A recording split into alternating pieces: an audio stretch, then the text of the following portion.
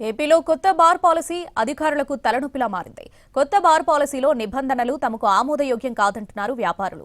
ఈ పద్ధతితో వ్యాపారం చేస్తే గిట్టుబాటు కాదంటున్నారు. దీంతో దరఖాస్తు చేయడానికి సైతం ముందుకు రావడం లేదు. మరోవైపు ఉన్నతాధికారులు మాత్రం ఎలాగైనా దరఖాస్తు చేసేలా చూడాలని సిబ్బందిని హెచ్చరిస్తున్నారు. ఏపీ కొత్త బార్ పాలసీ ఎక్సైజ్ అధికారులకు కత్తి మీద సాములా మారింది. అవే రూల్స్తో మిగిలిపోయిన బార్లకు దరఖాస్తులు రప్పించాలని జిల్లాల వారీగా ఎక్సైజ్ శాఖ అధికారులకు టార్గెట్స్ ఫిక్స్ చేశారు. వ్యాపారులను ముందుకు తీసుకొచ్చి దరఖాస్తులు వేయించాలని ఉన్నతాధికారులు అల్టిమేటం జారీ చేస్తున్నారు. మొత్తం బార్లకు దరఖాస్తులు రావాలని, లేని పక్షంలో పోస్టింగ్ వూస్టింగ్ అంటూ ఉన్నతాధికారులు హెచ్చరించడం ఇప్పుడు అధికారులకు నిద్ర లేకుండా చేస్తోంది. అయితే దరఖాస్తులు రాకపోతే తామేం చేయాలని జిల్లాల యంత్రాంగం తలలు పట్టుకుంటోంది.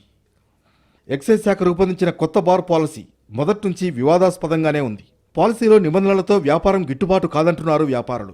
ఇవేవి పట్టించుకుని ఎక్సైజ్ శాఖ బార్లకు గత నెలలో నోటిఫికేషన్ జారీ చేసింది.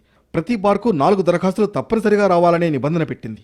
840 బార్లలో కేవలం 56 బార్లకే ఆ మేరకు దరఖాస్తులందాయి. దీంతో అధికారులు 3 రోజులు గడువు పొడిగించారు. చివరికి కల్లుగీత కులాలకు కేటాయించిన బార్లతో కలిపిన 388 బార్లకే లైసెన్సీలు ముందుకొచ్చారు. 4 కంటే తక్కువ దరఖాస్తులు వచ్చిన బార్లకు గడువు పొడిగించి ఈ నెల 2న మళ్లీ లాటరీ నిర్వహించారు. మొత్తంగా 2 విడతల్లో లాటరీ నిర్వహించిన 412 బార్లకే లైసెన్సీలు ఎంపికయ్యారు. మిగిలిపోయిన 428 బార్లకు ఈ నెల 3న మళ్లీ రీనోటిఫికేషన్ జారీ చేశారు.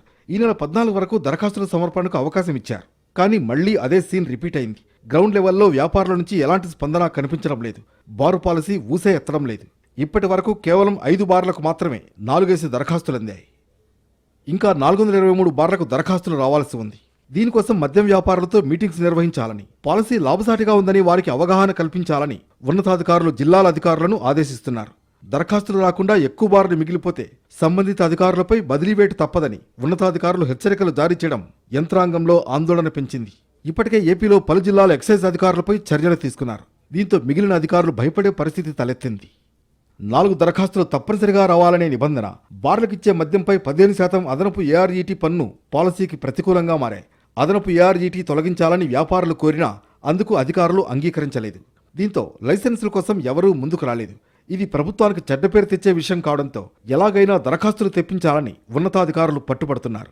తొలి విడత లాటరీ సమయంలో అతి తక్కువ దరఖాస్తులు వచ్చిన కోనసీమ, బాపట్ల జిల్లాల ఎక్సైజ్ సూపరింటెండెంట్లను ప్రధాన కార్యాలయానికి అటాచ్ చేశారు. ఆ ఉత్తర్వుల ఎపిసోడ్ ఎక్సైజ్ శాఖలో మిగిలిన అధికారులకు నిద్రపట్టనివ్వడం లేదు.